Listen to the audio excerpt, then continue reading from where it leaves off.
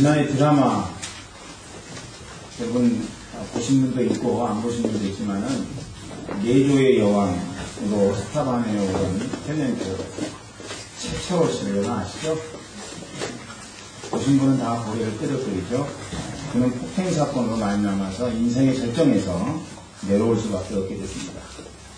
이어진 드라마 동의로 대박 시점에서 있게 된 것이라서 더욱 안타깝습니다. 처음에 폭행하지 않았다고 오리발을 내밀게 되는 것이 그를 어렵게 만든 것이 됐습니다. 폭행해놓고 폭행하지 않았다 이렇게 이야기한 게 그의 삶 가운데 결정적으로 문제가 되게 만들었다는 것이죠. 우주도 마찬가지입니다. 여러분, 우주가 잘못된 이유가 뭡니까? 처음부터 자신의 잘못을 회하려고 했기 때문이 아닌가 그런 생각을 갖습니다. 여러분, 최철호 씨나 우주나 제가 개인적으로 알고 있었던 사람들이라면은 제가 3D로 분별했을 것입니다. 3D, D로 시작되는 영어 단어, 3D입니다. 첫 번째로는 don't wait, 기다리지 말라는 것이죠. 무마되기를 기다리지 말고 여러분 바로바로 내가 잘못한 것이 있으면 사과하라는 것이죠. 그런 사실이 우리의 삶 가운데 필요한 거예요. 두 번째로는 don't run from the truth, 진실로부터 도망치지 말라는 거예요. 거짓말했죠. 거짓말했으면은 내가 잘못했다고 즉각적으로 사과해야 되는데 그렇지 않았다는 거죠. 여러분, 우리가 뭔가 잘못했을 때, 우리가 실수했을 때 우리의 삶 가운데 있어야 될 작업은 뭐냐면은 빠른 시간 안에 내가 잘못했다는 진실을 이야기해야 된다는 것이죠. 세 번째로 don't hide, 숨기지 말라는 것입니다. 전면에 나서서 해결하라는 것이죠. 전면에 나서서 해결하는 것이 잘못됐다고 할지라도 오히려 그것이 신뢰를 줄 수 있다는 것입니다. 그러므로 내가 실수하고 내가 잘못되고 내가 실패한 그것이 오히려 이 3D의 부분으로 우리가 응답을 하게 되면은 차라리 더 낫게 되는 상황이 될 수도 있다는 것이죠. 실수하면은 여러분 실패하게 되어 있습니다. 실수하지 않아서 실패를 경험하지 않으면은 얼마나 좋겠어요. 여러분, 그것이 최고죠. 우리의 삶 가운데서 우리가 실패하지 않는다면 그건 더 말할 것도 없이 좋은 일입니다. 그러나 인생 살면서 실패하지 않은 인생이 어디 있겠어요? 없습니다.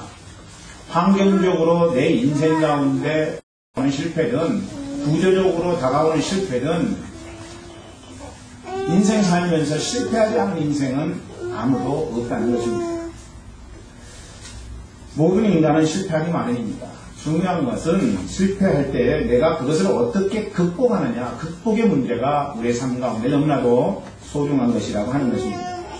오늘의 본문에 실패했던 여호수아와 이스라엘 백성의 실패 극복기입니다. 이스라엘 백성들 여호수아가 실패했지만은 그 실패를 극복한 이야기를 기록하고 있다는 것입니다. 그들은 실패를 다시 성공으로 변화시켰습니다. 실패했으니까 사랑하는 형제자매 여러분, 그렇다면 실패했더라도 두려워하지 마시기를 바랍니다. 왜냐하면 우리도 여호수아처럼 우리의 삶의 현장 속에서 실패했더라도 다시 성공으로 우리의 삶을 이끌 수 있기 때문에 그렇습니다. 그런 말씀을 통해 여러분 모두 다 실패를 성공으로 바꾸는 원리를 모두 레슨하시기를 주의 이름으로 축원합니다. 그렇다면 첫 번째, 여러분 실패를 성공으로 바꾸려면 어떻게 해야 되느냐? 그것은 실패를 실패로 인식하라고 하는 것입니다. 실패를 실패로 인식해야 된다는 것이죠. 실패를 실패로 인식한다는 것은 뭘 의미하느냐 하면은 현재의 자기를 수용하는 것을 이야기하는 것입니다. 자기의 만족하지 못한 모습, 자기의 연약한 모습, 자기의 실패한 모습을 그냥 그대로 수용하고 받아들여야 된다는 것입니다. 과거의 나는 과거의 나이고 현재의 나는 현재의 나라고 하는 사실, 이것이 실패를 벗어나서 성공하려고 하는 자의 스타트 라인이 된다고 하는 것입니다.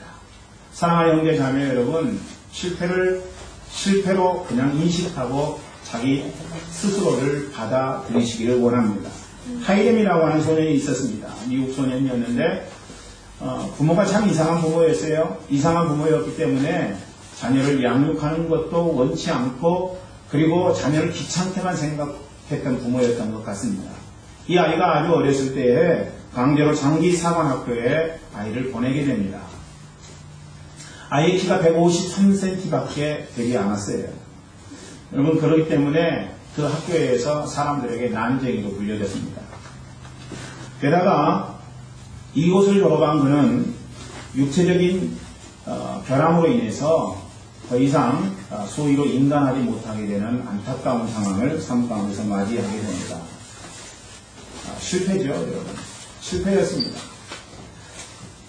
물론 자기 스스로가 만든 실패는 아니지만은 그러나 그것도 실패는 실패라고 하는 것입니다. 부모에 의해서 만들어진 실패이든 다른 사람에 의해서 만들어진 실패든 내가 원치 않았지만은 주어진 실패든 실패는 실패라고 하는 것입니다. 그래서 이제 이 하이렘이라고 하는 소년이 부모를 원망할 수 있었어요. 육체적인 결함을 비관할 수 있었죠. 인생을 저주할 수 있습니다. 그런데 이 소년이 하이렘이 자기 인생을 저주하지 않았어요. 비관하지 않았어요. 때를 기다립니다. 사랑하는 형제 자매 여러분, 여러분의 인생 가운데 실패다라는 생각이 들 때 여러분이 하셔야 될 일은 끊임없이 기다리는 작업이에요. 아멘? 기다리셔야 됩니다. 사랑하는 형제 자매 여러분, 저는 여러분들이 기다리기를 간절히 소망합니다. 기다리셔야 돼요. 여러분 인생 살면서 70 살고 강건하면 80이라고 성경이 기록하고 있는데 인생 80년 살면서 여러분 인생 가운데 기회가 오지 않겠어요? 기회가 옵니다. 분명히 옵니다. 그런데 많은 사람들이 기다리지 못하는 거예요.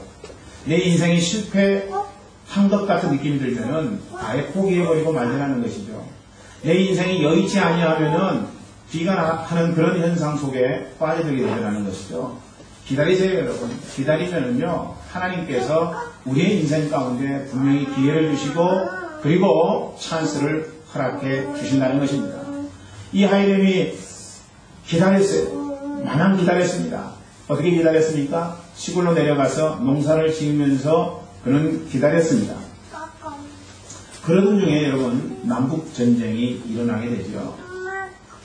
키가 작아서 소위로 인간할 수 없었던 하이렘이 남북전쟁이 일어나고 장교들이 죽어가니까 키 작은 것 전혀 상관하지 아니하고 장교로 인간합니다. 그래서 소위로 인간한 하이렘은 국군 장교로 열심히 전투에 임하게 되죠. 비록 그를 알아주지는 않았어요. 여러분, 작은 사람을 누가 알아주겠어요? 목사님들도 크고 잘생긴 사람들을 알아주지 조그맣고 못생긴 목사들은 잘 알아주지 않습니다. 영성이 탁월해도 잘 알아주지 않아요. 그래서 이제 하나님 앞에 기도하는 수밖에 없죠. 그래서 키 작고 얼굴 못생긴 분이 목회 성공했다. 그분은 영성이 굉장히 있는 사람으로 여러분이 인식하시기를 간절히 바랍니다. 어찌됐든 그를 알아주지 않았지만은 열심히 묵묵히 자기 일에 최선을 다하게 되죠. 마침내 그의 성실한 삶은 많은 사람들로부터 존경과 신뢰를 받게 됩니다. 그래서 미국 최초의 육군 대장이 됐어요. 놀라운 일이죠. 1m 53cm밖에 되지 않는 하이렘이 육군 대장이 됐다는 것입니다. 그 이전에는 대장이 3스타였어요. 처음으로 하이렘이 4스타가 되면서 대장이 된 것입니다. 그리고 이어서 미국의 제18대 대통령으로 당선됩니다. 그가 바로 누구냐면 율리시스 그란트라고 하는 분입니다. 사랑하는 형제자매 여러분, 이 세상에 용기 있는 사람은 누구입니까? 실패하지 않는 자가 용기 있는 사람이 아닙니다. 실패했더라도 실패의 자리에 있지 아니하고 자기의 실패를 인정하면서 진취적으로 앞으로 나아가는 인생, 현재의 자기를 수용하고 낭망하지 않으면서 하나님이 주실 때를 기다리는 사람, 여러분 그런 사람이 용기 있는 사람이라고 생각을 합니다. 여호수아와 그 백성들은 실패를 인정했어요. 자기들이 잘못한 것이 무엇인지를 인정했습니다. 그러고 나서 한 작업이 하나님 앞에 나간 것입니다. 하나님 앞에 나갔어요. 여러분 오늘 본문의 이전장 여호수아 7장 6절 말씀 한번 보실까요? 그 말씀 보면 이런 내용이 기록되어 있습니다. 우리 같이 읽어봅니다. 시작. 여호수아가 옷을 찢고 이스라엘 강들과 함께 여호와의 궤 앞에서 하늘을 들며 너희의 피를 눈쓰고 점을 찢어 놓으리라. 여호수아가 옷을 찢었다는 것입니다. 이스라엘은 하나님 앞에 설 때 잘못했으면 옷을 찢는 그런 전통이 있습니다. 옷을 찢었어요. 내 마음이 이렇습니다. 라고 하는 고백이죠. 내 마음이 하나님 앞에 온전하게 응답하지 못해서 찢어지도록 아픕니다. 이 고백인 것입니다. 여러분 뿐만 아닙니다. 장로들과 함께 여호와의 교회 앞에서 땅에 엎드렸다. 성경은 그렇게 이야기하고 있습니다. 하나님 아버지 앞에, 거룩하신 하나님 아버지 앞에 응답한 것이죠. 마치 모세가 가시떨기 나무에 불붙은 하나님의 존영을 목격하고 신발을 벗었던 것과 같이 지금 여호와의 교회 앞에 이스라엘 백성들과 여호수아는 무릎을 꿇고 엎드려서 하나님, 저희가 죄인입니다. 하나님 뜻대로 순종하지 못한 저희가 죄인입니다. 이렇게 뿐만 아닙니다. 머리에 티끌을 쓰고 저물도록 그들은 있었습니다. 한나절 동안 여러분 죄를 묻히면서 하나님 앞에 자신들의 위치에 대해서 인정하고, 그리고 하나님 당신께서 붙들어 주시기를 원합니다 라고 하는 그런 예배를 그들은 삶 가운데서 드렸다는 것입니다. 여러분이 실패했을 때 여러분이 너무 조급하게 행동하지 않기를 원합니다. 실패를 만회하려고 너무 조급하게 행동하면 더 큰 실수를 하게 돼 있어요. 조급할수록 한 템포 여유를 갖고 행동하십시오. 왜냐하면 실패는요, 결과가 아니라 과정이기 때문에 그렇습니다. 아멘. 여러분, 실패라고 하는 것, 그것은 결과가 아니에요. 과정이에요. 그렇기 때문에 과정이기 때문에 그것을 어떻게 처리하느냐에 따라서 우리의 인생도 복된 인생이 될 수 있다는 것입니다. 여러분, 앞뒤 옆자리에 계신 분 한번 말씀하시기 바랍니다. 실패는 결과가 아니라 과정이다. 에디슨은 그래서 실패는 성공의 어머니라고 이야기했습니다. 실패를 자꾸 경험하다 보면은 언젠가는 목표에 도달할 수 있다는 것이 에디슨의 이야기라면은 그 에디슨의 이야기는 맞는 이야기입니다. 여러분, 실패는 성공의 어머니입니다.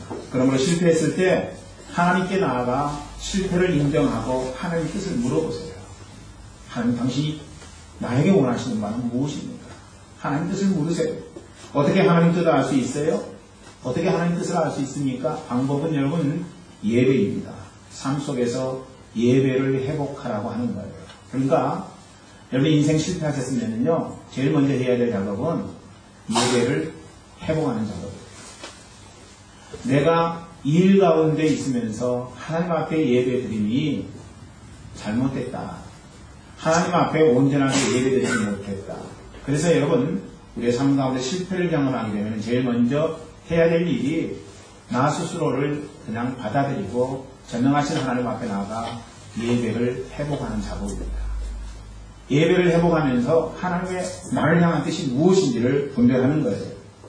여러분, 아셔야 됩니다. 예배라고 하는 것은요, 성공의 근간입니다. 예배에 실패하면 여러분이 성공할 수가 없다는 거예요. 예배에 성공할 때 우리는 세상에서도 성공하는 것입니다. 아멘. 여러분, 예배에 성공한 인생이야말로 세상 가운데서 승리할 수 있는 원동력을 가진 사람이 아니겠는가. 어느 날 블레셋에게 엄청난 고통을 이스라엘 백성들이 당했습니다. 말할 수 없는 고통이었어요. 별것 아니었던 이스라엘 백성들에게 유린당하는 이스라엘의 모습은 처참하기 그리 없었습니다.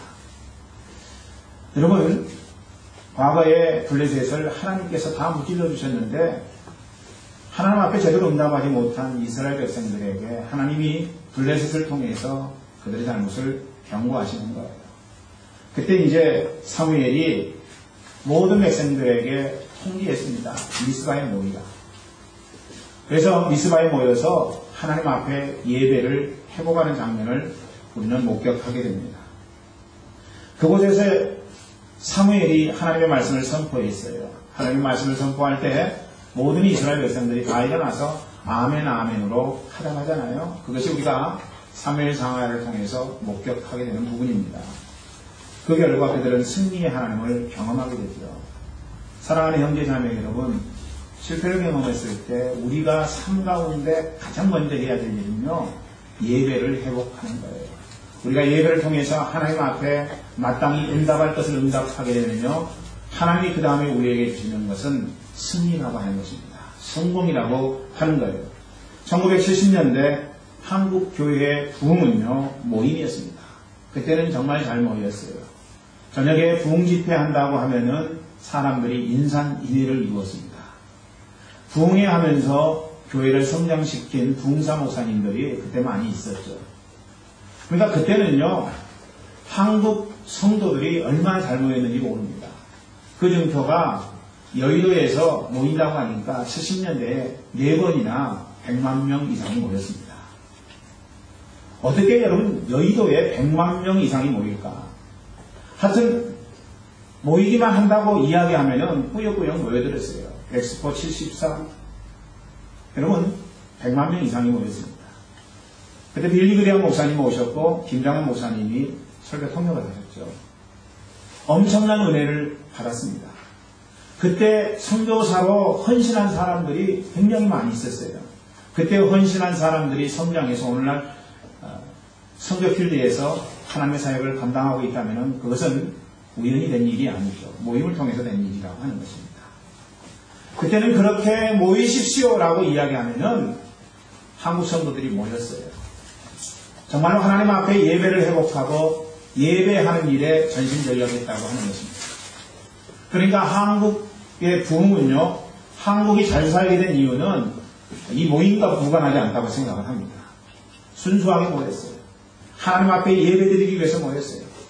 신령과 진정으로 모였어요. 그래서 하나님 앞에 예배드리고 하나님 앞에 단을 쌓는 작업이 오늘의 한국을 만들었다라고 하는 것입니다. 그런데 요즘 여러분 어때요? 모임이 잘 모여지지 않습니다. 모임이 잘 모여지지 않아요. 부흥회 한다고 해도 모여지지 않습니다. 여의도에서 여러분 모인다고 해도 10만 명 모이면 많이 모이는 정도가 됩니다. 모이지 않아요.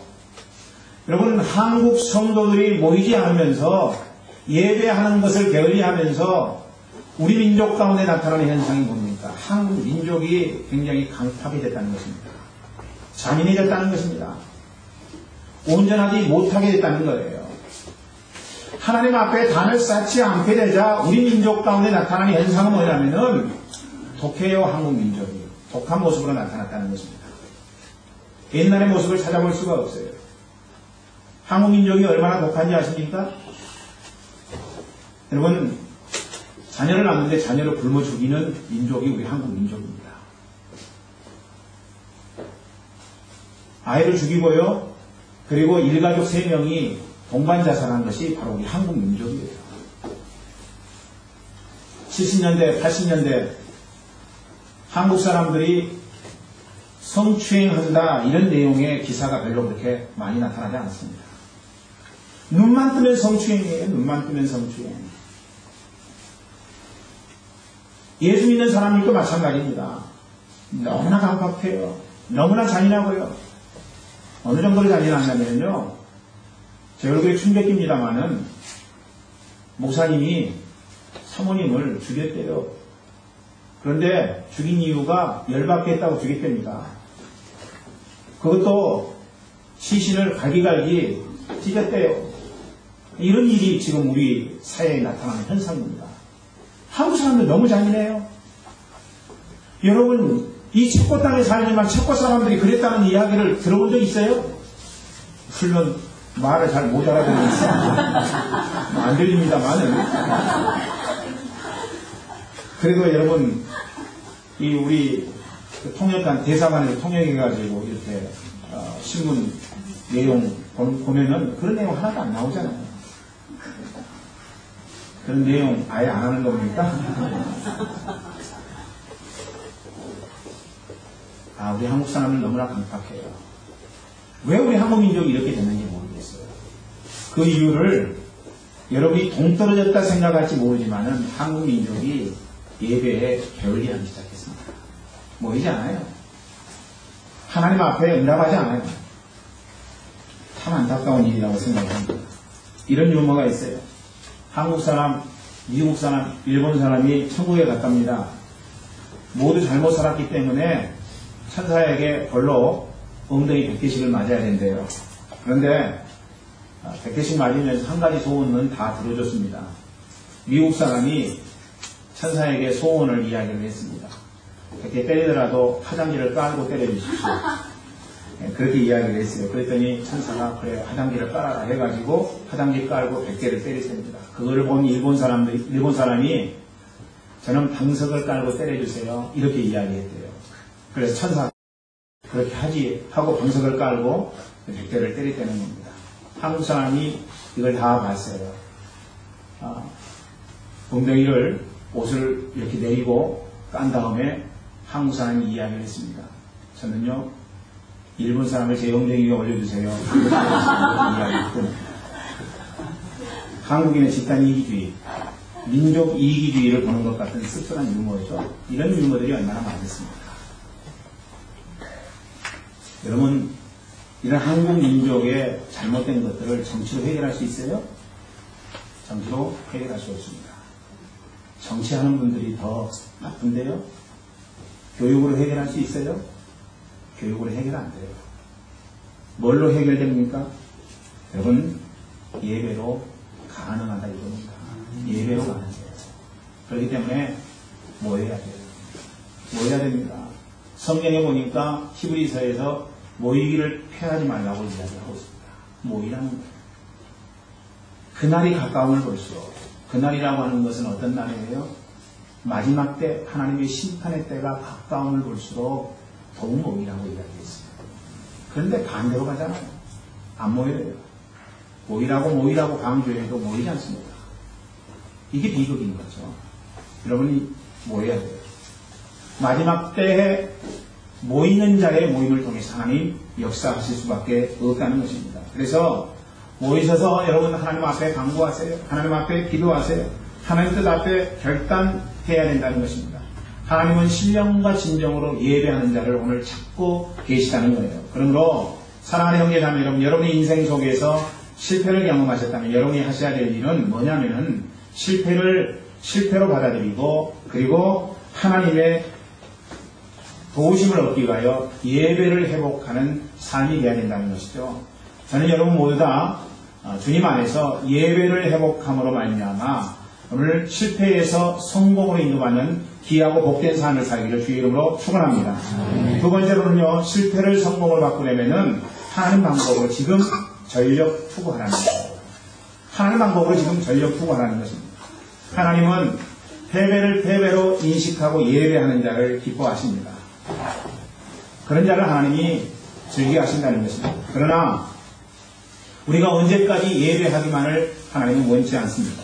예배를 통해서 우리의 심령 가운데 우리의 삶 가운데 하나님의 은혜가 임하면은 그 다음에 해야 될 작업은 일어나야 됩니다. 일어나서 밖으로 나와야 되고 그리고 하나님의 지시를 행함으로 응답해야 된다는 것이죠. 어느 한국 학생이 미국 유학 시절에 영어가 안 들려서 꽤 애를 먹었던 모양입니다. 그런데 영어가 잘 들리지 않음에도 불구하고 심리학 시간만 되면은 딴 사람이 되면서 굉장히 즐겁게 공부를 했습니다. 아마 교수가 탁월한 교수였던 것 같습니다. 여자 교수였는데 제니 교수라고 하는 분입니다. 분발의 제니 교수가 그날 또 강의를 시작하면서 주제를 칠판에 썼습니다. If you die after 3 days 이런 내용의 글을 칠판에다 씁니다. 만약에 3일 후에 여러분이 죽는다면 라고 하는 토픽이죠. 이 교수가 여기에 관해서 세 가지 일을 생각해보고 각자가 발표해 보라고 하는 것이었습니다. 사랑하는 형제자매 여러분, 여러분이 3일 후에 죽는다면 여러분 어떤 일을 하시겠습니까? 어떤 일을 하시겠어요? 3일 후에 죽는다면. 이렇게 제니 교수가 3일 후에 죽는다면 여러분이 해야 될 일에 대해서 물어보니까 이제 사람들이 쭉 나는 3일 후에 죽는다면 이런 일을 하겠습니다. 이야기 했겠죠. 그 내용을 종합해보니까 세 가지 내용이 이런 것이었습니다. 첫 번째, 부모님을 찾아뵙겠다. 두 번째, 애인하고 여행하고 싶다. 결혼하신 분, 아내 또는 남편하고 여행하고 싶다. 이런 내용을 이야기했겠죠. 세 번째, 다툰 사람과 화해하겠다. 여러분, 좋지 않은 관계성을 갖고 있는 사람들하고 좋은 관계성을 복원하고 그리고 죽겠다. 이런 내용의 이야기를 발표했다는 것입니다. 여러분, 평범한 것이죠. 의외로 큰 이야기를 할 줄 알았는데 너무나도 평범한 이야기들을 했다는 것이죠. 학생들의 대답을 다 들은 후에 제니 교수가 칠판에 이렇게 썼습니다. Doing now. 여러분, 회중들이 갑자기 찬물을 끼얹는 듯 조용해집니다. 사흘 후에 그 일을 하지 말고, 특히 사흘 전에 그 일을 하지 말고 지금 즉시 그 일을 감당하십시오 라고 하는 그런 이야기죠. Doing now. 여러분, 여호수아는 말씀대로 골방에서 나왔어요.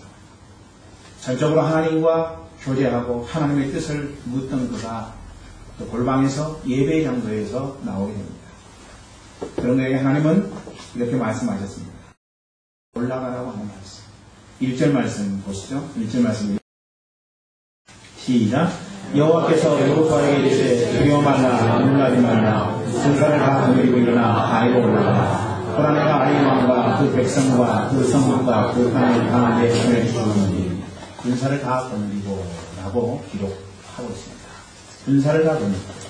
하나님은 지금 여호수아에게 모든 병력을 다 투입하라고 요청하고 계십니다. 전력 투구하라는 것입니다. 하나님의 그 말씀 앞에 여호수아가 그대로 응답하게 되죠. 2절부터 9절 말씀 한번 보세요. 이 말씀 속에는 하나님 지시에 의해서 최선을 다하는 여호수아의 움직이는 모습이 기록되어 있습니다. 같이 읽어볼까요? 2절부터 9절입니다. 좀 긴 말씀입니다만 읽어보겠습니다. 시작. 너는 여리고와 그 왕에게 행한 것 같이 아이와 그 왕에게 행하되 오직 거기서 탈취한 물건과 가축은 스스로 취하라. 너는 성기에 복병할지니라. 이에 여호수아가 일어나서 군사와 함께 아이로 올라가게 하여 용사 3만 명을 뽑아 밤에 보내며 그들에게 명하여 가로되 너희는 성읍 위로 가서 성읍을 향하고 매복하되 그 성읍에 너무 멀리 하지 말고 다 스스로 예리하라. 나와 나를 배우는 모든 백성은 다 성읍으로 가까이 가리니 그들이 처음과 같이 우리에게로 쳐올라올 것이다. 그리할 때 우리가 그들 앞에서 도망하면 그들이 나와서 우리를 따르며 스스로 이르기를 그들이 처음과 같이 우리 앞에서 도망하지 않고 우리의 일을 받아 그 성읍에서 멀리 떠날 것이다. 우리가 그 앞에서 도망하거든 너희는 매복하는 곳에서 일어나서 그 성읍을 점령하라. 너희 하나님 여호와께서 너희 손에 맺히시리라. 너희가 성읍을 취하거든 그것을 불살라 여호와의 말씀대로 행하라. 보라, 내가 너희에게 명하노니라 하고 그들을 보내며 그들이 복종할 곳으로 가서 아이 서편 베델과 아이 사이에 매복하였고 여호수아는 그 밤에 백성 가운데서 잤다. 이스라엘은요 길갈에서 아이까지 24km 되는데 그 길을 빠르게 행군했습니다. 그리고 매복했죠. 병사 3만을 아이성 뒤편에 매복했고 그리고 북서쪽에 병사 5천을 더 매복시켰습니다. 그리고 치밀한 전략을 짜게 되죠. 매복은 밤새내 이루어졌고 이스라엘 백성들이 이미 하나님 말씀하신 그 말씀을 통해서 승리를 보장받았지만은 철저하게 준비했습니다. 여호수아 자신도 병사들과 함께 했습니다. 여러분, 하나님은 우리와 함께 하시는 분이십니다. 아멘. 하나님 우리와 함께 하세요. 우리와 동행하시는 하나님. 그 하나님은 주무시지도 않고 졸지도 아니하고 우리를 지켜보시는 하나님이십니다. 그러나 우리 주님이 우리와 함께 한다고 하는 그것이 우리가 적당히 해도 된다는 것을 의미하지는 않습니다. 최선을 다하십시오. 여러분, 인생 사시면서 전력 투구하십시오. 패배를 극복할 승리는요, 우리가 최선을 다해서 전심전력하여 전력 투구할 때 우리에게 주어지는 법입니다. 특별히 전력 투구는요, 행함을 전제로 하는 거예요. 말로만이 아닙니다. 어떤 사람은 가방 굉장히 가벼운데 무거운 것처럼 막 낑기는 사람이 있죠. 하나도 안 무거운데. 특별히 이제 드라마 같은 거 하면은 이렇게 큰 가방 들 때 안에는 아무것도 안 들었는데 굉장히 무거운 척 하는데 여러분, 그것을 힘쓰는 게 아니라고 하는 것입니다. 힘쓴 척 할 뿐이라고 하는 거예요. 그렇게 하는 것은 안 됩니다. 공부하지 않으면서 말로만 공부하겠다고 하면은 그 사람은 납치하는 거예요. 그럼 옳지 않습니다. 돈 벌지 않으면서 먹기를 원하면요, 성경의 말씀에 의하면은 일하기 싫어한다는 먹지도 말라고 말씀하셨는데 그건 옳지 않은 거죠. 사업하지 않고 말로만 사업하면요, 사업에 구멍이 생길 수밖에 없습니다. 어떤 사람은 말로 다 벌어먹는 사람이 있어요. 그렇죠? 그 사람 이야기 들으면은 금방 부자될 것 같아요. 그런데 실천이 없다는 것이죠. 실천이 없는 사업 이야기는요, 아무런 의미가 없는 것이라는 것입니다. 운동하지 않으면요, 건강에 문제 생기는 법이에요. 이건 이웃에게도 마찬가지입니다. 여러분, 밥 주지 않고 밥 먹으라 한다면 그건 의미가 없는 것이 됩니다. 그래서 야고보서 말씀 보니까 그것에 대해서 지적하고 있죠. 행하지 않은 믿음에 대해서 이야기하고 있는데, 사람들에게 배고프니 밥 먹으라 하면서 먹을 것 주지 않냐면은 그건 잘못된 것이라는 이야기입니다. 옷 입어라, 옷 없는 사람에게 옷 입어라 이야기를 한다면은 그것은 옷 주지 않으면서 이야기하는 것은 아무런 의미가 없다는 것을 성경은 오늘 우리에게 이야기하고 있는 것이죠. 그래서 뭘 해야 되느냐? 행해야 된다는 것입니다. 최선을 다해서 행하고 전력 투구해서 승부를 걸어야 된다는 것을 오늘 성경은 우리에게 말씀해 주고 있는 거예요. 우리 주 하나님은요, 움직이시는 하나님, 일하시는 하나님이세요. 아멘. 여러분, 그렇기 때문에 그 하나님은 태초에 천지를 창조하셨고, 태초 이전에 우리 인간들을 계획하시고, 인간들에게 어떠하면은 인간이 좋을지를 하나님은 행하셨어요. 행하셨습니다. 그렇기 때문에 하나님은요, 행하시는 자의 모본이 되십니다. 뿐만 아닙니다. 예수님도 일하시는 하나님이세요. 예수님은 어떻게 일하셨습니까? 하나님과 동등하신 분이었지만 하나님과 동등될 것을 취하지 아니하시고 이 땅 위에 친히 내려오셨어요. 그리고 인간의 몸을 입고 친히 일하셨습니다. 목수의 아들로 태어나셔서 목수의 일을 하셨을 거예요. 그리고 30년 동안의 세월이 지난 다음에 우리 예수님은 3년 동안의 공생애를 갖게 되잖아요. 친히 우리 예수님은 행함으로 제자들에게 모본을 보이셨습니다. 십자가를 지라고 말씀하셨는데 우리 주 예수 그리스도께서 친히 십자가를 지심으로 모본을 보여주신 거예요.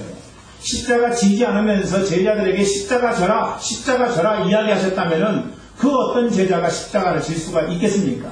친히 행동하면서 제자들에게 십자가를 질 것을 말씀하셨으므로 제자들이 그의 일하심을 보고 그들도 일하게 됐다는 것입니다. 여러분, 성령은 어떤 분이십니까? 성령은 우리 안에 운행하시는 분이십니다. 성령은 우리로 하여금 깨닫게 하시고 우리에게 감동을 주셔서 움직이게 만드시고 일하게 만들고, 성령은 그런 분이시라고요. 성령께서 우리의 삶 가운데 강권하실 때 우리는 그냥 그 자리에 앉아있을 수 없습니다. 성령이 어떤 방식으로든 우리의 심령 가운데 역사하고 강권하시고 임하시고 권능으로 함께 하시면은 우리는 그 성령의 일하게 하심을 따라서 움직일 수밖에 없고 그리고 행동할 수밖에 없게 된다는 것입니다. 그러므로 삼위일체 하나님의 일하심처럼 우리가 해야 될 작업은 뭐냐면은 전력 투구하면서 일해야 된다는 것입니다. 일함으로 얻어지는 은총, 이게 바로 일반적인 하나님의 은총인 거예요. 여러분, 일하지 않고서 얻으려고 하는 것, 그것은 잘못된 것입니다. 일해야 돼요. 일해서 얻어지는 것이 하나님이 우리에게 주시는 일반적인 은혜요, 일반적인 은총이라고 하는 것입니다. 물론 일반적인 하나님 뜻만 있는 거 아니에요. 하나님 특별한 뜻이 있고 특별한 은총이 있습니다. 그걸 여러분 우리는 표적이라고 이야기하는데 그런 건 어쩌다가 있는 거예요. 하나님이 강권하실 때 있는 겁니다. 하나님 주세요. 하나님 임해주세요 라고 그렇게 우리가 강구하고 그 강구한 것이 하나님 뜻에 합당하게 매치가 되어질 때 하나님 강력하게 역사하시는 거예요. 그때 여러분 표적이 나타나는데 그것을 가리켜서 우리는 특별한 하나님의 은총이라고 이야기하는 것입니다. 문제는요, 범사에 그걸 사람들이 기대한다는 거예요. 잘못된 신앙, 잘못된 패턴인 것입니다. 그건 옳지 않아요, 여러분. 어쩌다가 하나님이 강력하게 일하셔야 될 상황 속에서 주시는 은총이지 범사에 우리가 이야기한다고 강구한다고 얻어지는 것은 아니라고 하는 것입니다. 그러니까 우리가 하나님 아버지 앞에 뜻을 알고 예배를 통해서 하나님 앞에 응답하셨으면 그 다음에 해야 될 작업은 뭐냐면 열심히 일하는 거예요. 행동하는 거예요. 전력 투구하는 것입니다. 특별히 저는 우리 교회 성도들이 분석과 종합의 능력을 소유하기를 소망합니다. 분석해야 돼요. 내가 무슨 이유 때문에 실패했는지, 내가 어떤 상황에서 잘못된 길을 선택했는지 분석해야 돼요. 이스라엘 백성들이 분석했어요. 분석했더니 어떤 답들이 나왔겠습니까? 아마 아간이 도둑질을 했기 때문에 우리가 아이성 전투에서 패할 수밖에 없었을 것이다. 이런 이야기도 나왔을 것이고, 어떤 결론은 우리가 최선을 다하지 않았기 때문에, 우리가 방심했기 때문에 아이성 전투에서 패했을 것이다. 하나님은 최선을 다해서 우리가 전투하기를 원했지만은 아이성 전투에서 3,000명만 보냈기 때문에 우리가 아이성 전투에서 패했을 것이다. 우리가 늘 하나님의 말씀이 앞장서서 그 말씀의 인도하심 따라서 따라갔는데 이번 아이성 전투에서는 하나님의 말씀을 따라서 우리가 움직이지 않았기 때문에 우리가 실패했을 거다. 여러분, 이스라엘 백성들이 분석한 거예요. 우리도 분석해야 됩니다. 우리의 삶 가운데서 우리가 자칫 잘못하면 잘못 선택한 그것에 대해서 우리가 분석해야 돼요. 우리가 왜 실패했는지, 우리에게 있는 문제는 지금 무엇인지 분석해야 돼요. 분석했더니 여러 가지 이유들이 나오잖아요. 그러면 그 여러 가지 이유들을 다 쫓아가는 것이 아니라 그 중에서 가장 결정적인 문제가 무엇이었는가. 이스라엘 백성들처럼 여러 가지 많은 이유들이 있지만 그 이유들 가운데서 가장 큰 문제는 무엇이었는가, 이거를 분별해야죠. 이게 바로 종합의 능력입니다. 여러 가지 많이 분석된 이유들을 다 우리가 만족시킬 수 없으니까 종합의 능력을 가져야 된다는 것이죠. 그 중에서 가장 중요한 문제, 그 한 문제를 선택해서 하나님 앞에 응답할 때 여러분 실패가 성공으로 변해질 수 있다는 것입니다. 저는 여러분들이 분석하고 종합한 그것을 가지고 전력 투구하여서 여러분 인생 가운데 실패를 승리로 이끄는 귀한 하나님의 백성 되기를 주의 이름으로 축원합니다. 마지막 세 번째입니다. 실패를 성공으로 바꾸려면 어떻게 해야 돼요? 하나님의 말씀대로 매 순간 움직이라고 하는 것입니다. 하나님의 말씀대로 매 순간 움직이라. 여호수아는 백성들에게 최선을 다하게 하고 다음날 일찍 일어났습니다. 10절 말씀 보세요. 10절 말씀 읽어봅니다. 시작. 여호수아가 아침에 일찍 일어나서 백성을 전부하고 이스라엘 강모들을 더불어 백성 앞서 아이로 올라가네. 여호수아가 아침에 일찍 일어난 이유는 뭐예요? 여러분, 그것은 다른 건 아닙니다. 새벽을 깨우기 위해서 일어난 거예요. 새벽을 깨우기 위해서 일어났습니다. 새벽 깨우는 자가 영혼을 깨우는 것입니다.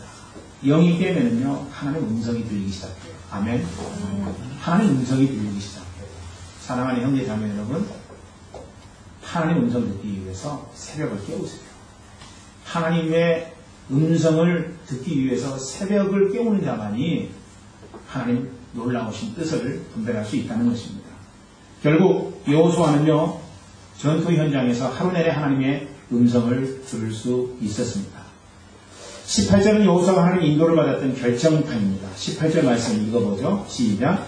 여호와께서 여호수아에게 이르시되 내 손에 잡은 단창을 들어 아이를 가리키라. 내가 이 성읍을 내 손에 주리라. 여호수아가 그 손에 잡은 단창을 들어 성읍을 가리키니.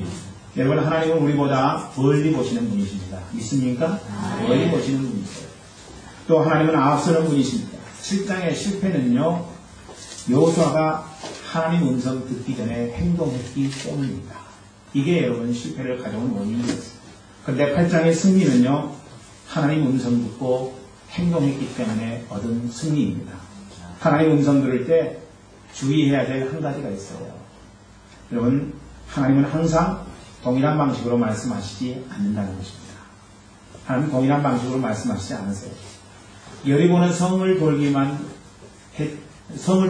해도 무너졌습니다. 그런데 아이성은 달라요. 여리고 성에서 했던 것과 똑같이 아이성에서 하면은 하나님이 역사하지 않을 수 있다는 것입니다. 어떻게 해야 돼요? 그때그때 달라요. 그때그때 다릅니다. 아이성 전투는 아이성 전투에서 해야 될 일을 해야 되는 것입니다.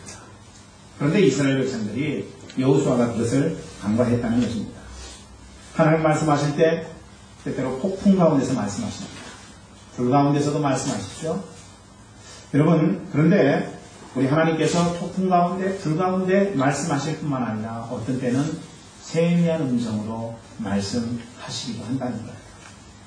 우리가 통성으로 기도할 때 하나님이 우리의 심령 가운데 확신을 주시기도 하지만은 세미한 음성으로 하나님 뜻이 무엇인가 묵상하고 하나님 가르쳐 주세요. 그렇게 기도할 때 하나님은 우리의 인생 가운데 말씀하실 수도 있다는 것입니다. 조용히 내가 골방에서 기도할 때 하나님 말씀하시기도 하지만은 형제자매들과 함께 전능하신 하나님 앞에 부르짖을 때 그때 하나님은 우리에게 말씀하시기도 한다는 거예요. 하나님 음성을 들으며 왕도는 없습니다. 왕도는 없어요. 그렇기 때문에 중요한 것은 성령에 민감하게 반응하여 하나님 음성 들음이 중요한 거예요. 저는 여러분들이 성령에 민감하게 반응하기를 원합니다. 성령에 민감하게 반응하기 위해서 여러분 우리가 해야 될 일은 뭐냐면요, 한 가지를 여러분들이 제시하고 말씀을 마치고자 하는데 다른 거 아니에요. 함께 기도하는 것입니다. 함께 기도하는 것입니다. 저는 여러분들이 함께 기도하기를 원합니다. 혼자 골방에서 기도할 수 있습니다. 그런데 혼자 골방에서 기도하는 것은 상당히 위험합니다. 왜냐하면 하나님 뜻이 아닌데 하나님 뜻이라고 오인할 수 있기 때문에 많은 이단들이 골방에서 혼자 기도하다가 계시받았다고 이야기하죠. 그런데 그 계시받은 내용이 성경적이지 않더라는 것입니다. 그래서 열심히 하나님 앞에 골방에서 혼자 기도하다가 나머지 50%는 성도들과 함께 기도해야 되는 거예요. 여러분, 신앙이라고 하는 것은 균형입니다. 성경이 그래서 좌우나 우로나 치우치지 말라고 이야기하잖아요. 혼자 기도한다 하면 함께 기도해야 되는 것입니다. 중요한 것은 기도를 통해서 하나님 음성 듣고 우리가 승리하는 것 아니겠습니까? 저는 여러분 모두 다 하나님 음성 듣고 함께 기도함을 통해서 하나님 음성 듣고 승리하는 복된 그리스도인이 되기를 간절히 축원합니다. 오늘 말씀 다 전했어요. 패배를 승리로 이끌기 위해서 어떻게 하라고 여러분에게 주문했습니까? 첫째는 패배로 인식하고 자기를 수용하라는 것이죠. 자기를 수용하라는 거예요. 그 일을 위해서 여러분에게 제시한 내용이 뭡니까? 예배를 여러분의 삶 가운데서 회복하라고 말씀드렸습니다. 두 번째, 지금 행동하되 전력 투구하라는 것입니다. 이제 예배를 통해서 하나님과의 관계성이 회복되었으면 전력 투구하시라는 것입니다. 여러분, 그 일을 위해서 우리의 삶 가운데 개발을 해야 될 게 뭐라고 이야기했습니까? 분석과 종합이라고 이야기했습니다. 분석하는 습관을 들이세요. 그리고 그것을 종합해서 한 문제로 압축하는 그런 삶의 스타일을 여러분 삶 가운데 가져야 된다는 것입니다. 마지막입니다. 하나님의 말씀대로 매 순간 움직이라고 하는 것. 매 순간 움직이기 위해서 강력 기도를 좀 앞에 드리라는 거죠. 누구와 함께? 성도들과 함께. 성도들과 함께 강력하게 기도하는 것을 통해서 우리는 매 순간순간마다 우리에게 지시하시고 말씀하시는 하나님의 음성을 들을 수 있게 됩니다. 여러분의 삶이 이렇게 움직이기를 바랍니다. 그래야 해서 주의 이름으로 패배를 승리로 이끄는 멋진 그리스도인, 복된 그리스도인 되기를 주의 이름으로 축원합니다. 처음 방문한 김성희 자매님, 이혜영 자매님, 송승희 자매님, 그리고 이충렬 지사님, 김소혜 지사님 이렇게 5분을 주께서 기억하여 주시고 저들의 인생 가운데 하나님 동행하여 주시옵시되 하나님 사랑하시는 그 만복을 경험할 수 있도록 날마다 주의 은혜의 손으로 붙들어 주시옵소서. 저들의 소망하고 기도하는 간구하는 모든 제목들을 주께서 일일이 기억하셔서 하나님 주 앞에 있음으로 말미암아 주님이 나에게 이렇게 복을 주십니다. 감사합니다. 이렇게 응답하는 멋지고 귀한 하나님의 백성들로 주께서 삼아주시고 저들의 인생 가운데 늘 동행해 주시옵소서. 지금은 우리 주 예수 그리스도의 놀라우신 은혜와 아버지 하나님의 망각하신 사랑하십니다. 성령의 감화내려 충만하십니다. 오늘 하나님 앞에 예배를 드리면서 하나님 실패해서 성공의 삶을 살기를 원하는 주의 귀한 백성들 머리 위에 가정 위에 사업 현장 속에 공부 위에 하는 모든 일들 가운데 지금부터 영원토록 함께 하시기를 간절히 축원하옵나이다. 아멘.